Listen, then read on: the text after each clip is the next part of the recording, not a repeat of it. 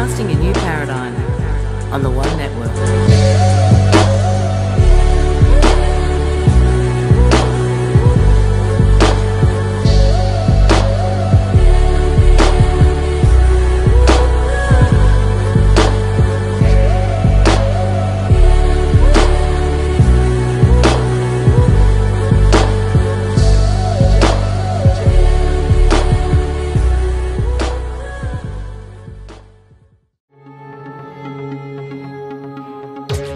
Welcome to the People's Free Energy Show, providing weekly updates on the continued work around the world of new technology and energy devices, including the QEG, brought to you by the Fix the World team.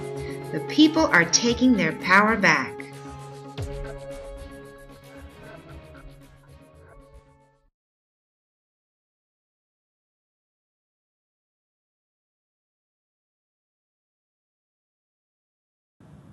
Hello, everybody, and welcome to the People's Free Energy Show. I am Hope Girl, and I'm here today with an incredibly special guest, James Robitaille, who is also my stepfather and the senior engineer for the QEG project. So, James, welcome to the show. Thank you so much for having this extremely short conversation, just a little bit of an update. But you do have some exciting news, but thank you so much for being here on the show today.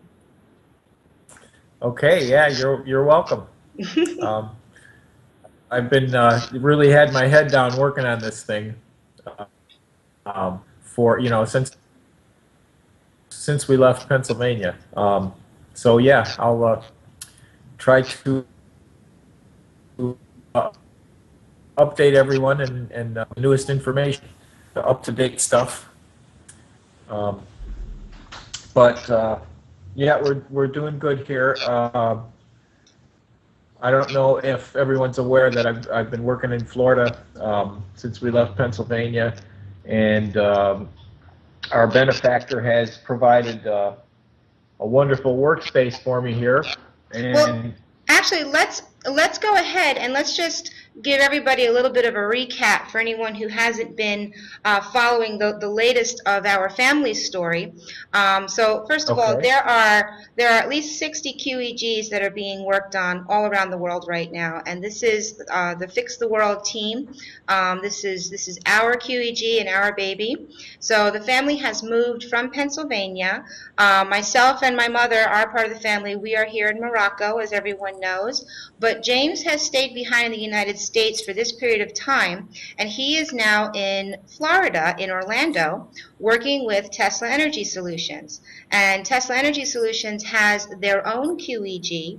So the environment that you're in right now, and we're actually going to show a few clips from Tesla Energy Solutions so that the people can see the kind of amazing lab and all of the resources that you have at your fingertips in order to do the kind of work that you're doing. I think that this is probably one of the best environments that you've been in so far for this particular device and to do this work, because we've built about 5 of them so far, and each time we were in a different environment, a different country, and there were different problems and different victories for each one of them. But this environment is absolutely incredible. If you can see, I can see behind you there, you've got the Pennsylvania QEG, which is now in Florida. Oh, that looks like a capacitor bank, huh? Yes, that's exactly right. Yeah, capacitor bank. You've got so you're sitting in your workshop right now, and a couple miles down the road is the Tesla Energy Solutions workshop.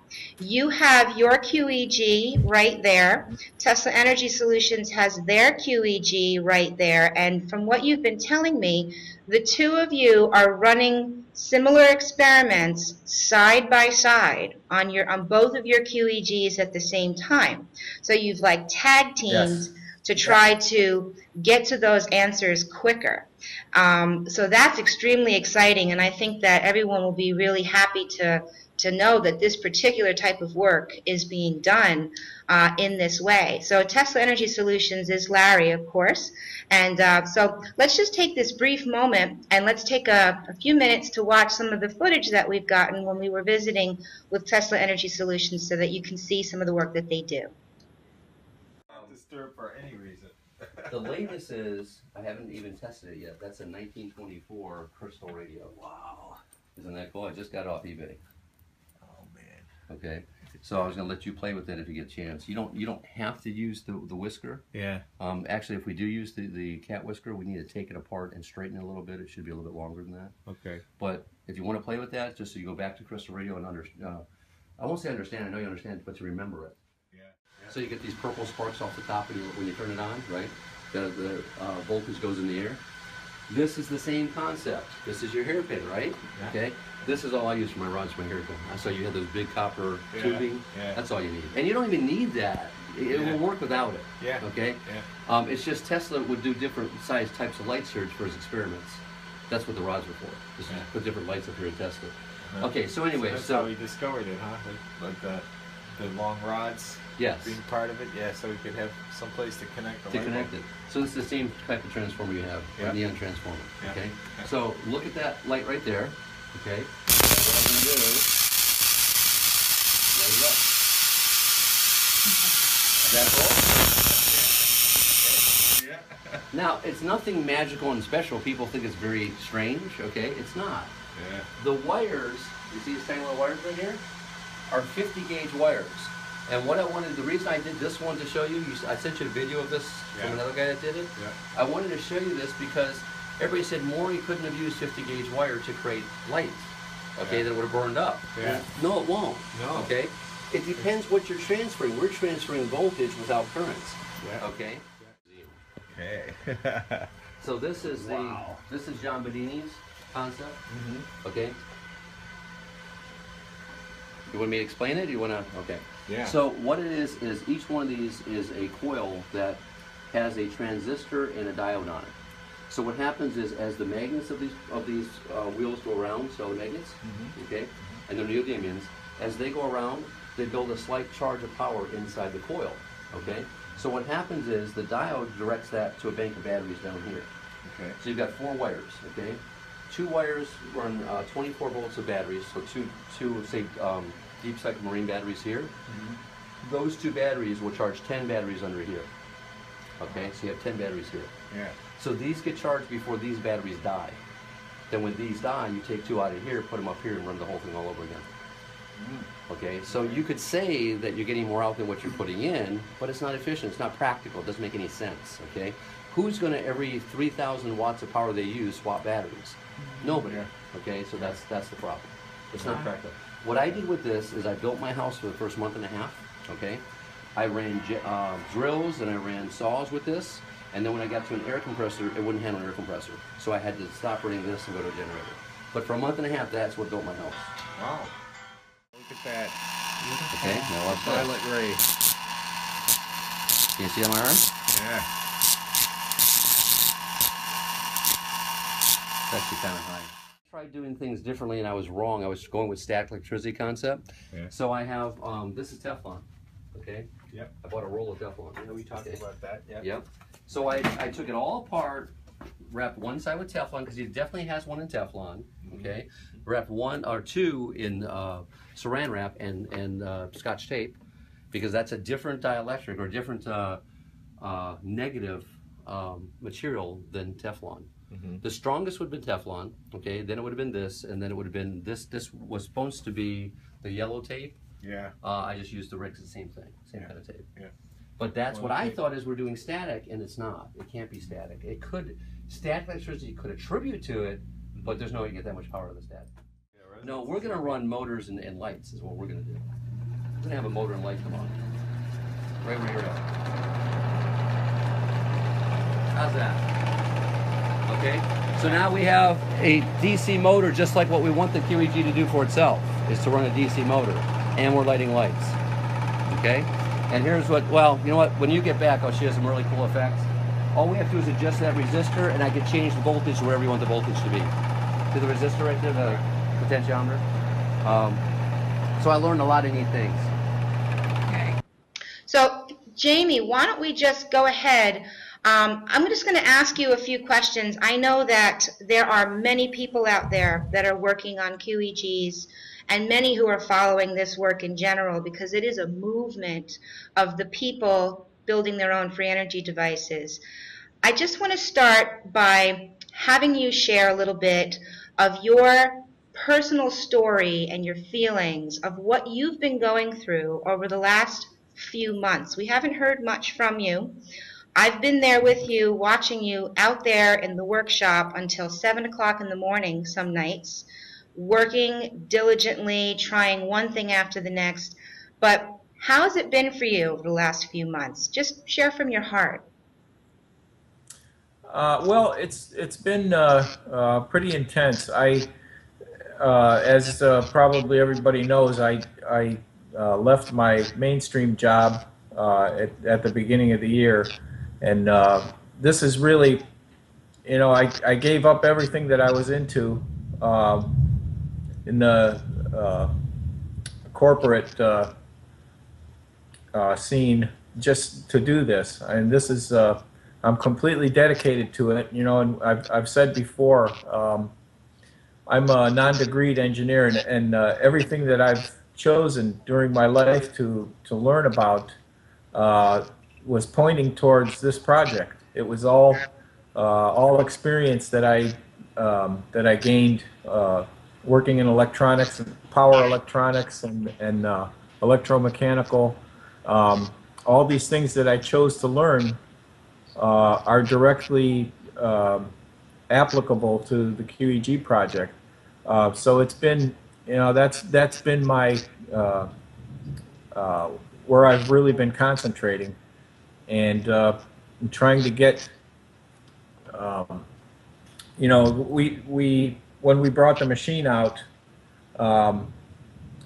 there were quite a few engineering questions that remained to be answered, and we're finally getting to some of those answers now. I'm really I'm a little bit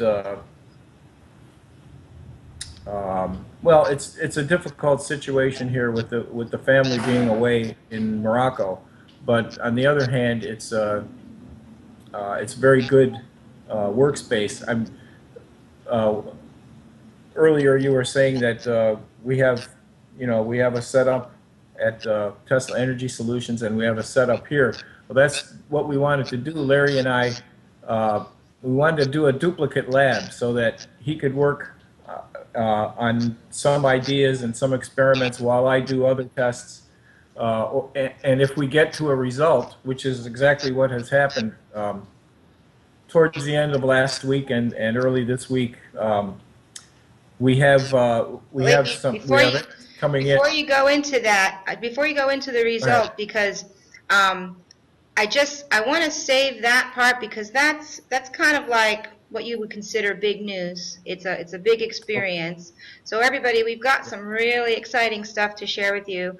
But first, I just want to keep walking through the story to bring everybody up to speed with where you are and what the environment is like and how you've been feeling, and also talking a little bit about the effort. I really want to talk about the effort, because we've had a couple of shows so far where we're talking about what it's like when the people are doing their own free energy devices, and we're not backed by governments, we're not backed by corporations, we don't have huge budgets. We crowdfunded everything that we could. We were able to have some support from Tesla Energy Solutions in the form of the lab and working side by side, but we're still just doing the best that we can with what we have. But each one of us, especially you, Jamie, the level of dedication coming from your heart, taking your passion and your skill set from your whole life experience and putting it into this one project. You told me that you had chosen this particular device because you felt that it would be the most effective in doing something that would change something, that would be the most effective for people. If it was a small device with a little amount of power, that wouldn't really help the people, but something that could power someone's entire home would definitely make a lot of change. So that's what we're working towards. And I love seeing the QEG behind you there. I miss her. Something I wanted to share with you, but I also share with the audience, is that on all of these QEG builds, I personally have I've spent a few moments alone with each QEG, just, putting my hands on her and taking a moment of silence and communicating with my own spiritual understanding of what we're trying to accomplish here with every single one of these QEGs. And actually, for now, I just wanted to segue, because I do know that we have a bunch of listeners that are interested in the spirituality behind something like this and what we're trying to do. There's been many conversations about consciousness and the QEG, and I know that there's two worlds. There's this science world with transformers and capacitors and energy frequencies, but then there's a spirituality, the essence of who we are as human beings and our levels of consciousness. I wanted to know if you can talk a little bit, just in your own words, about your spiritual experiences while working with this device and being on this journey for just about a year now. Mm-hmm. Yes, yeah, we can talk about that. Well, yeah, at the beginning of the project, it was Val and I decided that we wanted to try to bring something to the world, to the planet, to try to improve the condition of people, and try to remove them from the bondage of having to, pay for power.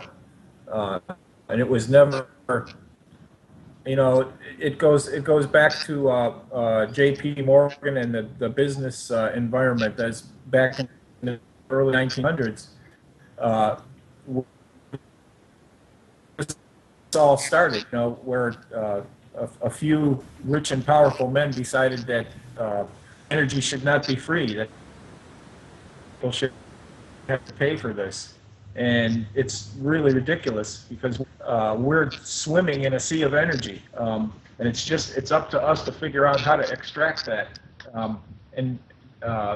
When Val and I decided to do this project, it was definitely a spiritual endeavor, because we have well, it's a preacher that we listen to, or several, but we have been working on trying to figure out a way to, well, when we started the project, we were trying to figure out a way to bring to try to bring a solution, or start to bring a solution. And it was, Val and I both considered at one time getting involved in some type of missions work. And this is, this seemed to me to be a sort of a technical mission, because if I can provide a machine that can provide power to people where there's no electricity available, or even where it is available, especially, but not having to pay for it, that would be something that we could do for the people. And it was, the project was conceived on a spiritual basis, and we continue to try to present it that way. It's not it's not an easy job to continue to present it that way. I know that our family, we have the energy of being a family, and our family unit. The family that prays together stays together, that kind of concept, and we've all been spiritually together through the course of this, and loving what we've been seeing as we have gone around and met so many people. And when we have these videos come in, how does it make you feel when you see an engineer like the group in South Africa, and they built their own toroidal winder to wind their own core, and then they put the QEG together and they reached resonance for the first time, and there's this whole crew of people that we've never met in person, but we've spoken to in some conversations and Skype calls. How does it make you feel when you see those beautiful moments of human achievement? Oh, it's amazing. It's wonderful. This project expanded. It was beyond, pretty much beyond my wildest dreams. I didn't know how big this was going to get, and it's wonderful to see these people joining in and gathering resources to build the machines. And I want to say that I know there hasn't been too much from me in the last month, and really the reason for that is because I've been intensely working, trying to get solutions for everyone that's out there working on them, and this is all I'm doing. And well, I wanted to take a moment, and I wanted to, because I know you obviously very personally because we're family, but I wanted to take this moment to just open that up a little bit and be a little more transparent with our listening audience, because I'd like to describe how you work from my observations, the way you work. And if anything here sounds incorrect, let me know. But I just want to let our audience know that I've seen Jamie and the way he works. He has a very methodical style of working. So he goes through a process slowly and accurately. And if you look at the kind of work that's being done here, we're talking about high voltage and things like instant gratification and impatience, or getting really frustrated and angry. Those are certain behaviors and qualities that are not conducive to the kind of work that's being done, because it can be very dangerous because of the voltage that you're dealing with. And in order to understand this energy, this electricity that's coming from the earth, you have to have a very careful, very precise method of doing the work. So that is the way that James has been working. That's what I've seen firsthand. And I also know from his previous career working for a major corporation, that's the way he worked there as well, which is why you were one of their top engineers for a couple of decades. So there's a reason why people with those skill levels, are able to accomplish what they are able to accomplish. And does all of that sound correct? I mean, what's it like inside of your mind as you're going through a process of trying to solve one aspect or one problem? Can you walk us through your process just briefly? yes, well, it's basically a verification process. We get a lot of information there's a lot of information available on the internet, much of which doesn't exactly apply to the QEG, but some of it does.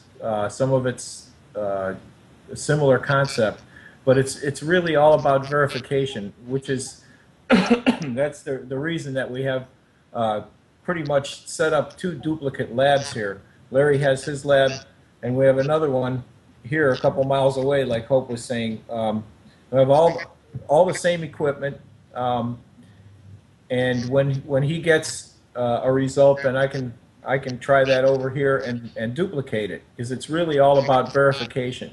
With the process that I use is to set up an experiment based on some information that came from some information on the internet, or just usually what it's been here is we do an experiment and learn from that experiment, and then we go on to the next, apply that new information to the next experiment. But it's really the way that I work. It's basically, when I get a result, it's very important to verify that result. If I get something, then we'll go over and set it up in his lab and try to get, make sure that we can duplicate it over there, so Right. that there isn't something, I may have made a mistake in a reading, or misread something on an instrument. So it's very important to, that's why you want to build multiples of any device like this, any kind of energy device. You want to have multiple units so that you can verify from one to the other. But yeah, and I go step by step because there is I believe there's a sequence to um, to getting this thing to self-sustain. It's we've mentioned before that there's actually three resonances. The first one is the easiest to get. Now I don't know if you could say it's easy. That's because that involves the building of the QEG and getting it into into resonance, getting it to generate output. That's really the first resonance. The other two are quite a bit more. What's the word? Um, More difficult to get a handle on. It's not. The two other resonances, the method of getting to those two resonances is not immediately obvious, and we didn't get specific instructions from WITS on how to actually do it. We know what needs to happen, but we don't have all the details to how to actually do that. So that's what we're working out right now here in Florida. I have to just throw something in here. If you're trying to figure out all of these calculations, why don't you just go and find the other free energy device that has been open sourced and out in the public and not suppressed for 130 years, and read the manual that where all the work's already been done. And Yeah. and I only say it that way because I'm trying to bring something out here. I'm trying to help people understand that we're doing this. We're doing the work. We're not going to stop. This is why we're here. This is our mission. And if it was already figured out for us, then maybe we'd get there a little bit quicker. But you know, we're doing the work. I've seen you work, and I see that process that you were just describing. And then you get to the next step, and then you make a whole new bunch of discoveries. I mean, what you're doing here is trying to use your mind, your own divine guidance, all of your skills from your past experience, and the help of other people that are focusing on the work as well. And you're trying to bring all that together and discover something that has been kept secret for a very, very long time on purpose. I'd like to just take a moment while we're speaking about processes and consciousness. I've had a few conversations about the spirit of Nikola Tesla, and hopefully I'll be able to speak to one of Tesla's relatives maybe in the near future and bring him on the show. But yeah, that would be fascinating. But just for now, what I've seen, because I've met so many engineers, and you've met a lot of them with me at these different builds that we go to, and you've worked with them hands-on, and I can tell you, the engineers, when they have a chance to work with you, none of these engineers that have met you and worked with you side by side, they have the most beautiful things to say about you. They understand your working style, they understand where you're coming from, and they feel honored to work side by side with you to try to figure this out together. I'm sure you and Larry are having a great time too, because you both have very similar thought patterns, I've noticed. But I think what I see with all of these different engineers, including Tavon that I had on a couple of weeks ago, is it's a spirit of Tesla, an essence or an energy. It's almost as if Tesla's spirit has come back onto this planet and is coming out through the hearts and minds of people like you. And I see it. We call it the fire. You know, Tavon called it the fire of, you know, and I see it. It's Tesla's energy. It's just, yeah, it's an experience that you have to have. You have to be there watching these guys work. That's really what it is. You have to be there watching them work, and you see the fire in their eyes. It's that we're almost there. We're so close. We're just about to get it. And then it gets overwhelming, and then you have to walk away and like take a walk, meditate, go eat something, whatever, regroup, and then come back with a fresh mind. And I see the hand of Tesla just through the whole thing. And I feel Tesla's presence and spirit as well, especially when I'm standing in the room with you and you're explaining what you just discovered.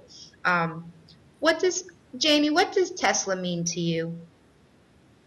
Well, he's you know, he said that the future would belong to him, and I really I know what you're saying, and I see it happening. There's on the internet, there seems to be more and more open sourcing going on as time goes by. You know, this year we've seen a lot of open sourcing, more than I can Mm. than I can remember in past. But um, I am actually I'm not.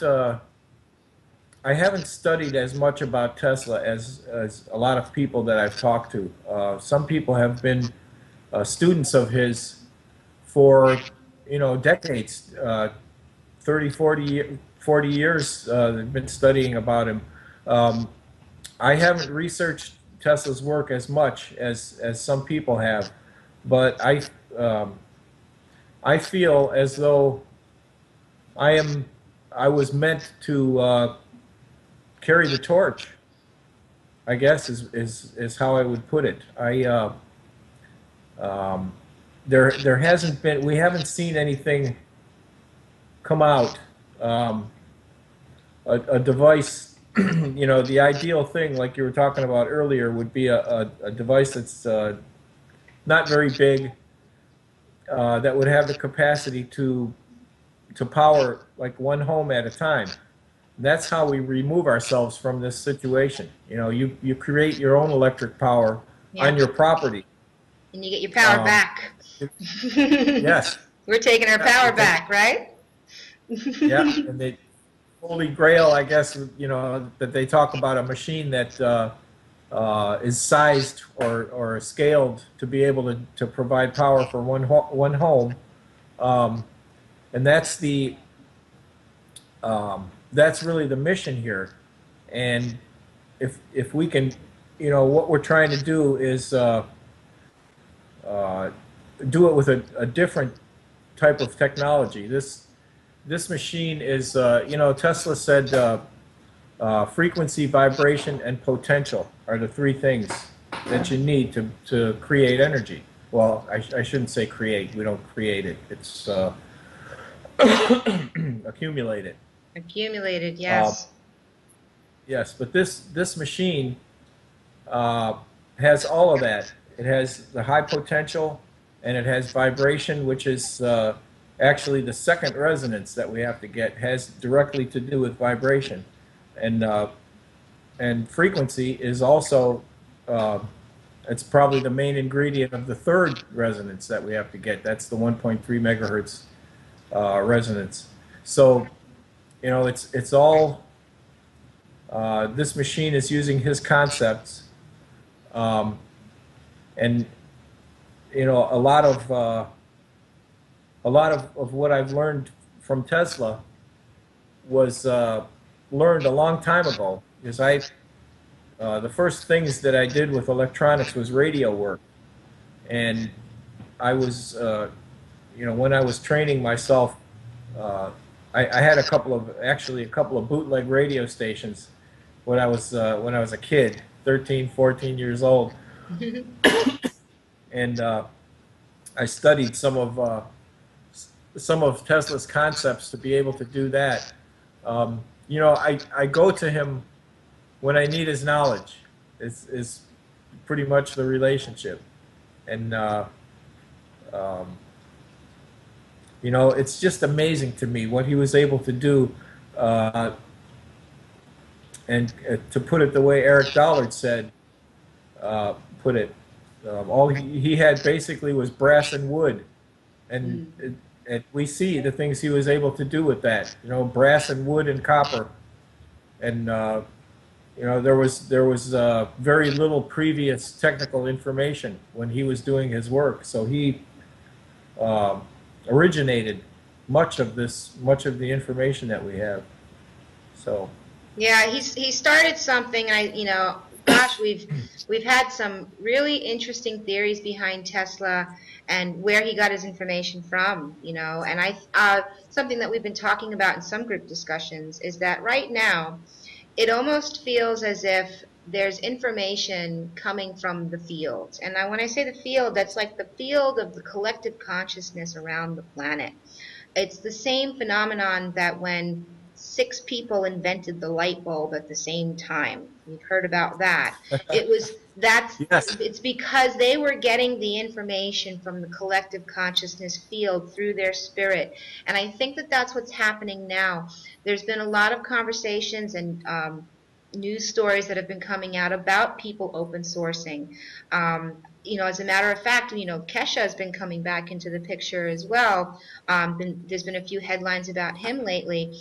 It's no coincidence that we open sourced the QEG in the same week that Kesha open sourced all of his documents.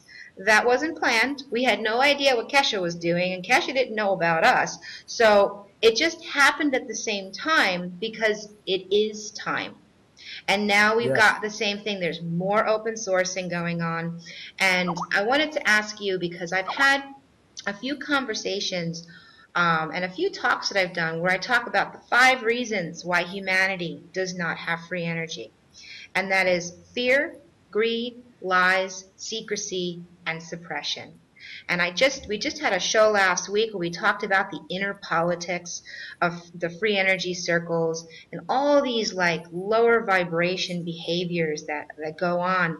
And it truly does seem like that's the reason why we haven't had free energy all this time. Not because it's too hard, not because it's impossible.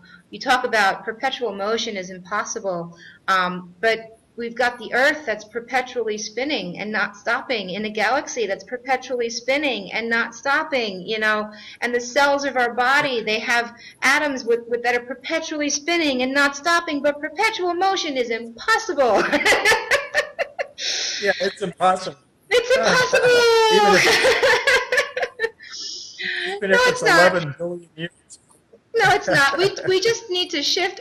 We're shifting our focus. We're shifting our perspective. We're growing our minds, and we're trying to understand some of the bigger basic concepts of nature that, our entire lives we've been taught a lot of the wrong information.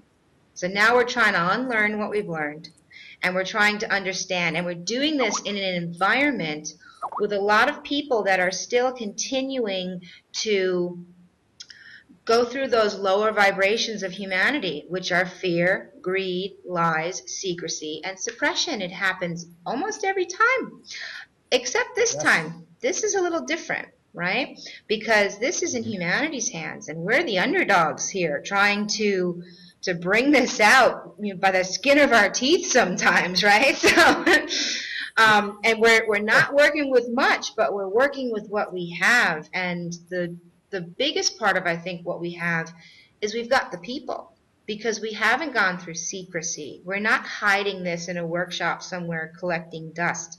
Here's your workshop. You're in it. It's right out in the open for everybody to see, right? So people have brought us this far, And something I've noticed about your character is when it comes to those behaviors, fear, greed, lies, secrecy, and suppression. I'm going to keep saying it because people need to know it, right? You have a very interesting take and an interesting reaction whenever any of that stuff comes into the picture, which it has. Just during the course of this project, we've come across plenty of that. Oh yeah, we certainly have. But you don't let it get to you. You're so focused on your mission and your path, and it's coming right from your heart. It's not coming from any of those places. How do you feel about the fear, the greed, the lies, the secrecy, and the suppression? How do you feel about it? Well, I believe that's exactly why we haven't seen it yet, and why we haven't seen people creating their own energy, on a large scale. We haven't seen that yet. I believe that those are the reasons. And it's amazing to when you talk to some engineers that are not really open to this. It's amazing to see the cognitive dissonance. You can describe a concept and it's almost like you can see the gears grinding in their mind. You know, well, oh, you can't do that. That goes against this or that law. You know, and it's just it's amazing to watch. And I didn't go to university, so I didn't have to suffer through um, having to renew my mind, I guess you would say, uh, to to be able to look past the things that were taught. Um, so it's really what we see happening in the last maybe 6 months is I have not seen this before. There's a lot of people that are opening up and publishing things like open sourcing patents, and we have some new videos that just came out from some people that are well, the one guy in Quebec is also open sourcing. He's got a little motor generator set that he's open sourcing, and Larry's talked to the guy already. But there's a lot of this stuff going on, and it's really very encouraging. But when I see it happening, I look past it and I don't let it slow me down or discourage me. And the reason for that is because I know that this machine works, and I know it's just a matter of time and the right, how should I say, thinking outside the box, I guess. Because this, it's, I know it's work. I know it works. I've seen it. I don't understand. I really don't understand why WITS and their organization don't release the information that's needed here. But I really have no control over that, and this is my mission. This is nothing less than my life's mission, and we're not stopping, and we're just going to any new information that I get. Like I said before, I know that the folks haven't heard much from me in the last month, and that's really because of the intense work that's been going on. I've been holding back a little bit because I wanted to come out with some verified new information, which we have some now. Yeah, we do. Yes, we do. And I think this is a great time to get right into that and take the next 10 or 15 minutes talking about your experience. Now, before we go into it, I just want to do a little bit of a precursor here and say we've tried the other route where we bring in the equipment, we take the measurements, we get all the numbers, the figures, and the facts, and we spend hours putting them together into a report. There's a whole bunch of reports on our website. We linked to them in one of the last shows. I'll put the link down here again. But we've tried that before, okay? Now we are moving so quickly, even though the work seems to be slow, the experiences of what we're coming up with, we're just giving you this off the cuff right now.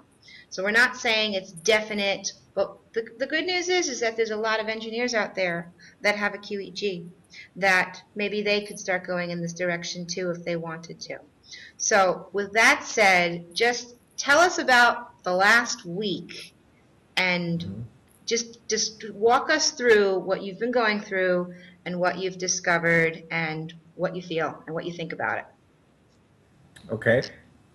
Okay, and I just want to say first, if you have a QEG, if you've built a QEG out there, and or if you're thinking about buying a core and starting a project, you got to do this. You have to go for it because it's going to happen, and it's very exciting.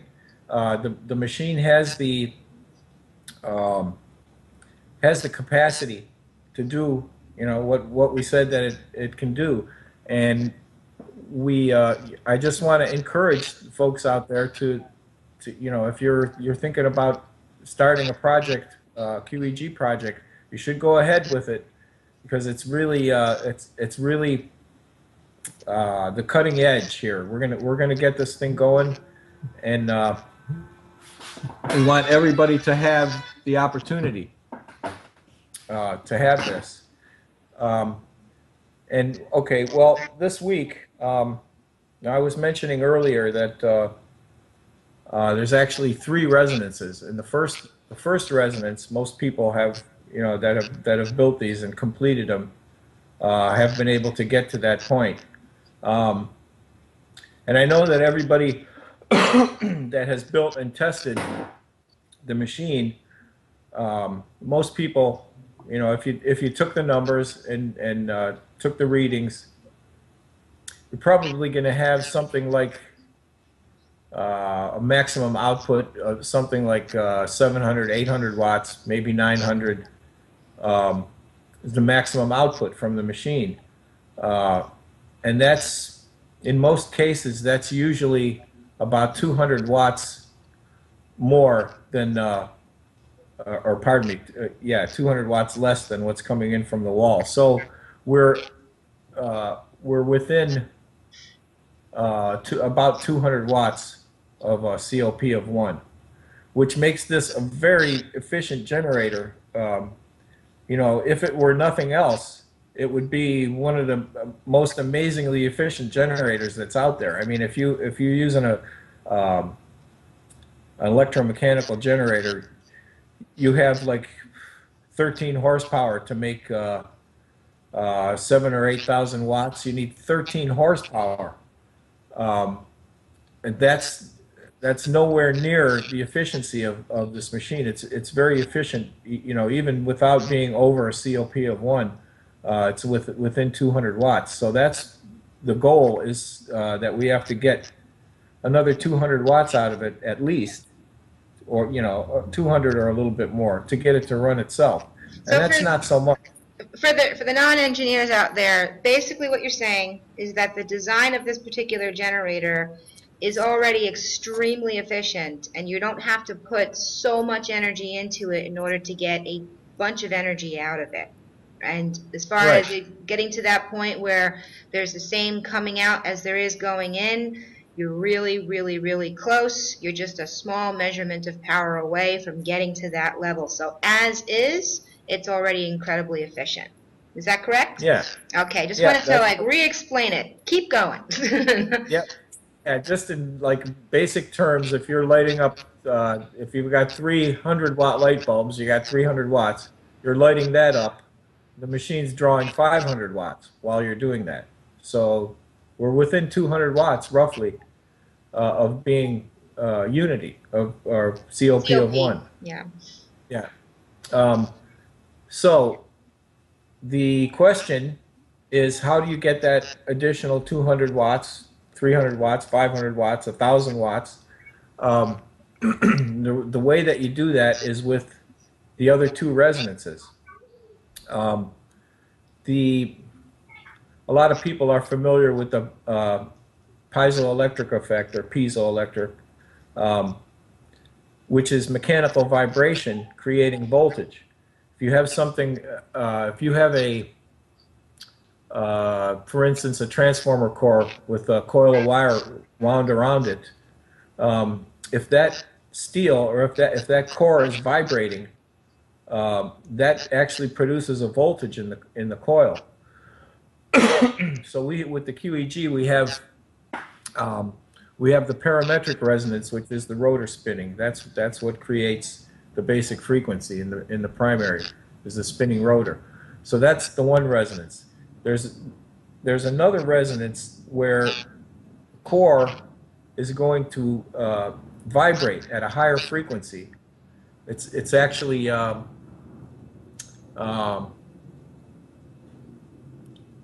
what we're trying to do is create additional voltage from additional vibration. Now the core is already going to be vibrating at a low level at whatever the frequency is that the generator's spinning at. Right now we're running at 200 hertz. The secondary frequency right now is 200 hertz. And So the core is already operating at that frequency. What we're trying to do with the second resonance is to get the core to vibrate at a higher frequency in addition to the base frequency, and that will create additional voltage. So that is conditioning the core, is that correct? Yes. Which Yep, allows the core to hold more power, which is going to help bring it up, those 200 watts that you were talking about. And that's the issue that you've been trying to problem solve for the last, gosh, 4 months or something. The last several months you've been trying to figure out how to get that resonance there so that the core will be conditioned so that it can hold more and more power. Is that correct? Yes. Yeah. Yeah, that's correct. I'm always trying to break it down for people who are, because some of the technical terms might go right over people's heads. So I want to just try to make it real for those that are listening that aren't engineers, but let you talk in the language that the engineers want to hear anyway. So please continue. You're on second resonance, and so what happened? What happened this last week? Well, actually what happened this week was regarding the exciter coil. It wasn't the second resonance, but just to finish up. Yeah, I don't want to be too technical, but the way that the machine is going to get over a COP of 1 is by creating more voltage, more high voltage for excuse me, for the same amount of input power. So what would be happening, for instance, if you're generating 800 watts, you may have 10 or 11,000 volts in the primary. Now, if you could, as you're starting up the generator and you're just bringing it into resonance, if you could have that 10 kV, that 10,000 volts immediately when you first get into resonance, that's where the difference is going to be. So you won't have to go very deeply into resonance to get the same amount of power. And if you do go in deeply, that's where it's going to go over COP of 1. And the way that it happens is you'll get more high voltage for the same RPM, for the same, at the same frequency. You get more voltage with less input power. So what we're trying to do is get the core to generate more high voltage for, at the same input level. When you do that with the piezo effect, we can talk about that some more, but let me go now to the third resonance, which we have some progress. We set up a test. There was a lot of people have seen the exciter coil design that we released. It's a tall coil, and that's called, the way that's wound is called a solenoid coil, where you just have one layer of wire. The way that it was described to us was not very clear from WITS, and we decided to try building it a different way, because when you get into radio frequencies, the shape of things becomes very important. Yes. And why is that? Resonant length? Well, yes, resonant length. A length of wire will vibrate or resonate at a certain frequency, depending on its length. Right. So that's where the inductance rating of coils comes from. Is the wire part of the calculation is the length of wire. So, but there's another aspect to it. If you want to maximize, what we want to do here is we want to maximize the inductance in the exciter coil. So building it as a solenoid is that's not the best way. That's not the way to build it for maximum inductance. What you would do, the other way to build it is called a Brooks coil, where you have multiple layers, and if you have well, I can demonstrate it a little bit. Let me get the new. I'll just get the new coil. Okay, so We're taking a look at your setup now, and if you can go ahead and start describing these coils. Yeah, we can see them pretty good. Okay, that's good. The original exciter coil is here. This is tuned right now for 1.3 megahertz. There's 59 turns on here. Well, we've tested this quite thoroughly, and we didn't get the result that we wanted from this construction. So we're trying to figure out how to wind it for maximum inductance, and we decided to try it this way. Actually, Larry built one first. Could you hold that up to the camera so we can see a better view of it? Okay. Yeah. This is a multi-layer coil. It isn't exactly right. What we're trying to do is make what's called a Brooks coil, Okay. which is if you were to, let me see if I can get this all together here. If you were to cut a section out of this, a cross section, or cut it right in half, and look at the wire. You know, you got this cut in half, and you're looking at the wire. The ideal Brooks coil would have a square fill area. So if you're looking at the ends of the wire, you'd have the same height as you would width, and that's the way that you maximize the inductance of a coil. If it's symmetrical square cross section. So that's what we're after here. We're trying this. Well, Larry put this together.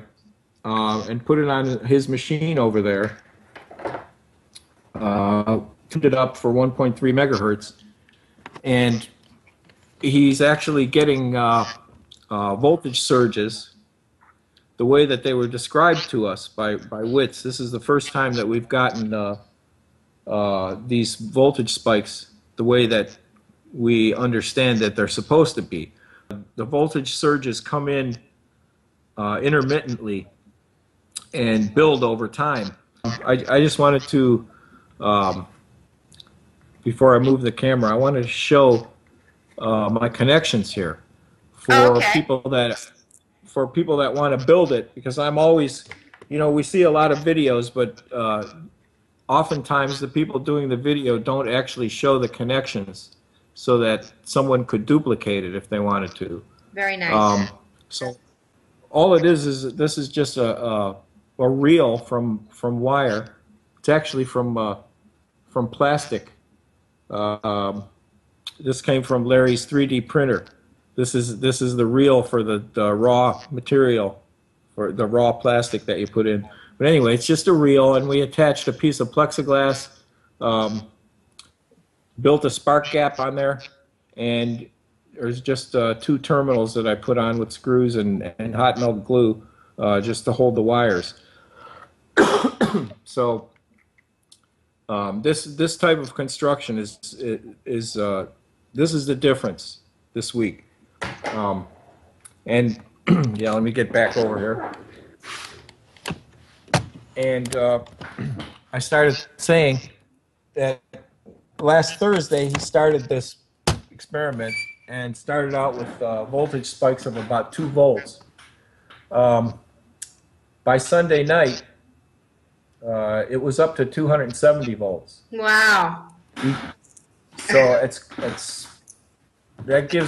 starting to give us an idea of how long this is going to take to get to the level that we need it to be. That's pretty good in a couple of days to go up. So this is volts. I think this is a really big deal. And I'm going to try to explain this, because what you've been trying to get, what a lot of people have been trying to get for months, is some sort of measurement that the power in the core is gradually increasing based on energy coming in from some other source, like from the atmosphere, going in and conditioning the core so that it can hold more and more voltage, so we can boost it up that little bit it needs to be boosted up so that it can self-run, hopefully, right? Yeah.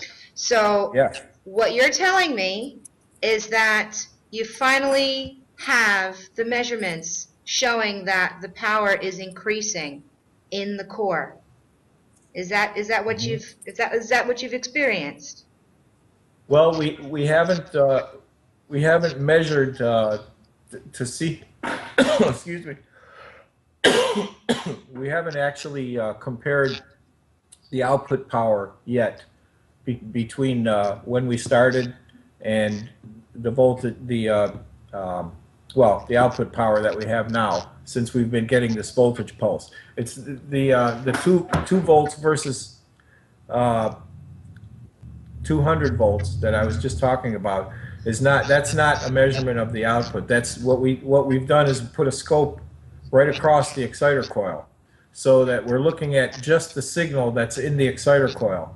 And what's happening is intermittently, like once every few seconds, you'll get a spike, a voltage spike. Some of them have more width than others. Some of them are just very narrow spikes, but others have some width to them.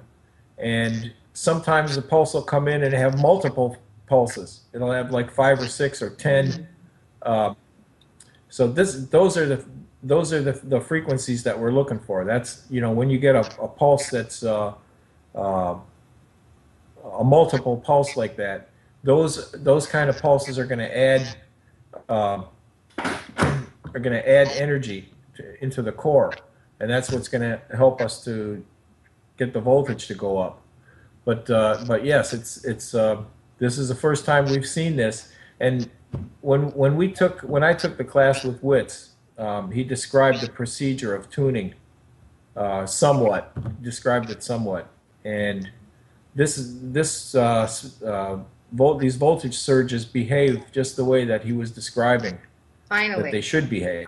Yeah. Yeah, You've been trying to find that this whole time, and now you're starting to see behaviors the way that you've been trying to see this whole time. So this is a really good encouraging moment. I just want to make sure that everybody feels encouraged, because we've been working at this nonstop trying to figure it out, and you're finally getting some of the feedback from the electronics, from the readings that you've been looking for this whole time. You're finally getting it. But it looks very promising. This is what we've been looking for. Well, energy will come in every few seconds. You'll see a pulse, and as those pulses increase in frequency, I mean, more often. Not the actual frequency, but as we get them more and more often, we will start to look at whether the output is increasing or not. But right now we're concentrating on trying to increase those voltage spikes. So that's pretty much. So the voltage spikes, so those are signs of an accumulation of energy in the core, and you have to run it for a certain, because you're dealing with time. You're going to keep running the machine to see the spikes increase and increase and increase over time. But when you turn off the QEG and go home for the evening and come back the next day and turn it back on, do you have to start all the way from the beginning where the first voltage spike was, or is there some kind of sign that the core is holding more energy and you can kind of start the next day from where you left off the day before? Yes, we can tell. That's how. In fact, that's how we'll tell. I have to get in touch with him, but the way that I'll do my test today is when I get this energy coming in. What I'll do is I'll make a note of what the output level is when I start, and then after we accumulate the energy for a couple of days, or until I can see this voltage increase in the exciter coil for a couple of days, then I'll take another look at the output and compare with the first reading of when I started. So we should see an increase. But that's the way we'll do it. We'll document the power output at the beginning of the experiment, and then after we have accumulated the voltage for a couple of days, we'll do another output reading and see if it's increased. And it should. What the effect Well, after the machine is tuned, after we do have the output that we need, the exciter coil comes out of the circuit. It's not even you know, so every time you start it up, after it's tuned, you don't need the exciter coil anymore. It's actually jumpered out of the circuit or removed completely after the machine's tuned. So no, you wouldn't have to do it every time. After it's tuned, you just start it up, just like Oh, in the that's video. great. That's great. So I wanted to say thank you so much for coming on, and just to make a very clear statement to everybody that what you're witnessing here in this interview today, this is information while we are in the middle of the process. We're not in any conclusions. We're not in a space where we can prove anything out just yet. We're just sharing with you the little discoveries and the experiences that we're having in the middle of that process. So we hope that this was, yeah, I mean, I don't want to make any promises that in X amount of days this is going to happen, because we're all in this together. There's so many people working on these things. Please keep sharing the information. So hopefully this video was helpful to some other engineers out there who are also working on trying to resolve the same issues and problems. But the bottom line is that we're not stopping, and we're not going to stop open sourcing either, because I can make the promise right now that as soon as we get the next phase, we're open sourcing that too. And that's just the way it's going to happen. We have no fear. This family has put everything on the line to try to bring this out to humanity, and we don't really have much. So I just wanted to say thank you, Jamie, from my heart for the work that you're doing, from our family to all the other families that are out there that are trying to bring this through. I wanted to say thank you. Thank you so much for this great update today. And hopefully we can have you back on, maybe even as soon as next week, with another exciting update of the next phase that you're going through. So get back to work, and again, just thank you for what you're doing. Oh, you're so welcome. You're so welcome. I'm just grateful that I have something to try to bring to the people. We will bring it. I shouldn't say try, because we're doing it. That's right.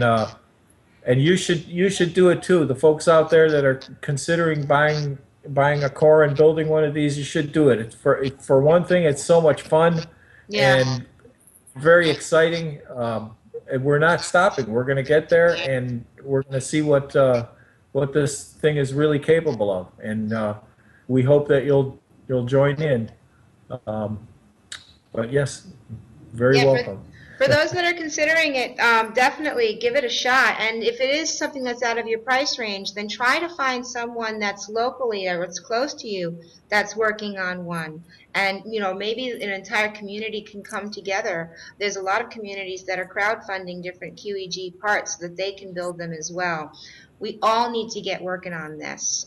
For those who have the knowledge and the talent and the skills, this is where it's at, because once it's the QEG and we can get this going, all the other devices will come out as well, because the kind of energy that is applicable to the QEG is very similar to the kind of energy that's in a whole bunch of other devices. So we're just trying to use this as the device that can pierce the veil and finally bring it out to the people and change the paradigm. So, okay, well, well, with that, we'll wrap it up. Thank you so much, everyone, for joining us this week on the People's Free Energy Show, and we'll come back to you next week with some more great updates on the QEG and the engineers around the world. Bye-bye, everybody. Okay. Thanks, everyone. Thanks. Bye.